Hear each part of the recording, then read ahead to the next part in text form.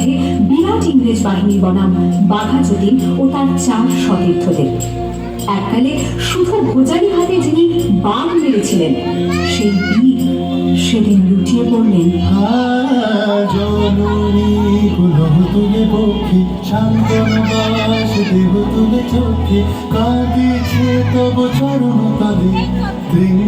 কোটি নরনারী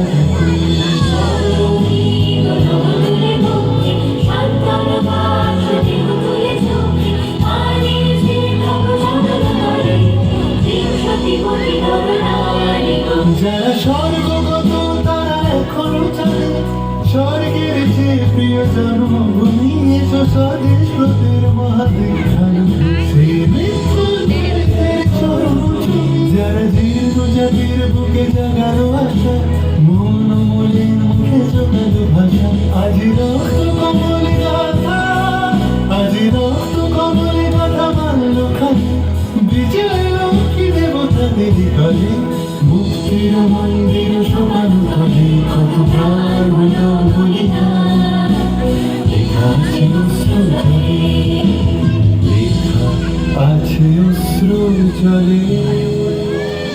18 এপ্রিল 1918 মাস্টারদা সূর্য সেন ও তার 65 জন শিষ্য মিলে পরিকল্পনা করে চট্টগ্রামে ব্রিটিশ পুলিশের অস্ত্রাগার লুট করে এবং তারপরে লুকিয়ে আশ্রয় নেয় জালালাবাদ পাহাড়ে।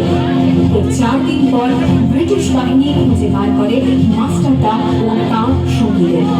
সেদিনের অস্তমিত সূর্য ছিল সূর্য সেনের রক্তে আহ্বান সম্মান আশীর্বাদ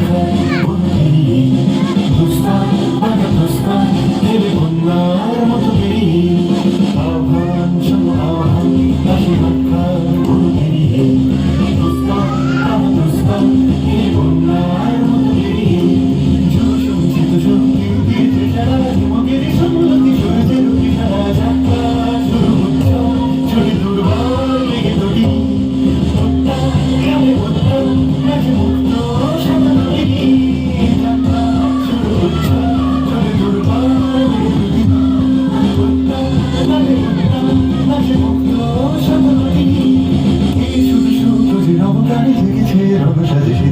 অধিকার অর্জনে শুধু সুখ যে নবকালে জেগেছে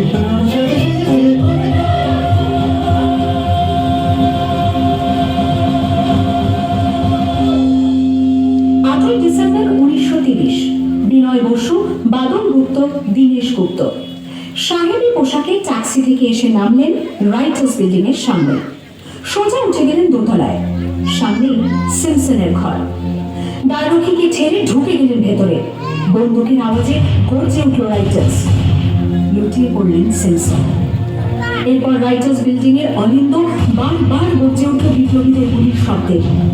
তারপর টেগার সাহেব তার বাহিনী নিয়ে ঘিরে ফেললেন বিনয়, বাদল, দীনেশকে।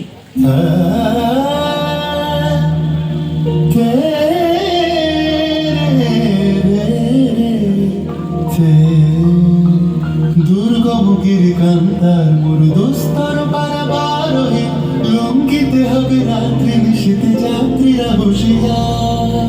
24 সেপ্টেম্বর 1932 মাস্টারদা সূর্য সেনের মন্ত্রে দীক্ষিত প্রীতিলতা ওয়াদেদার 15 জন সশস্ত্র বিপ্লবীকে নিয়ে পাহাড়তলি ইউরোপিয়ান ক্লাব আক্রমণ করে আগুন ধরিয়ে দিলেন।